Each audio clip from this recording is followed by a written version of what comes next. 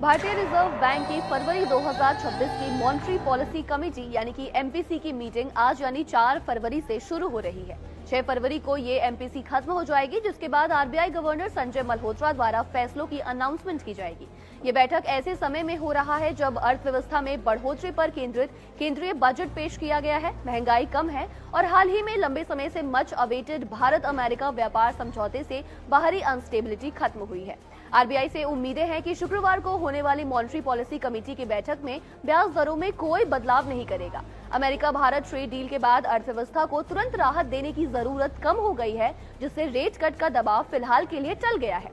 ज्यादातर एक्सपर्ट्स का मानना है कि इस बार ब्याज दरों में कोई भी बदलाव नहीं होगा।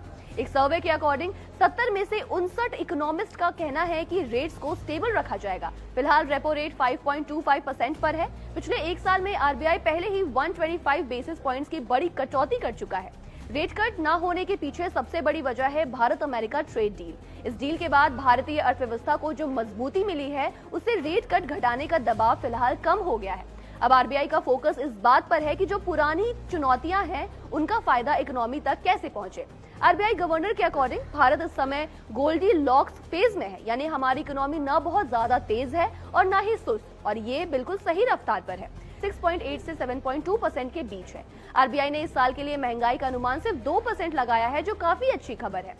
इकरा की चीफ इकोनॉमिस्ट अदिति नायर ने कहा कि एजेंसी के अनुसार इस समय विराम उचित है ताकि जनवरी 2026 की खुदरा महंगाई यानी कि सीपीआई और एफवाई 2023-24 से 25-26 तक के जीडीपी आंकड़ों का एनालिसिस किया जाए।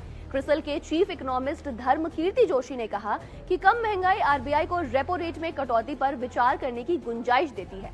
बजट भी फिजिकल डिसिप्लिन के कारण महंगाई बढ़ाने वाला नहीं है और अर्थव्यवस्था की स्थिति भी ठीक है।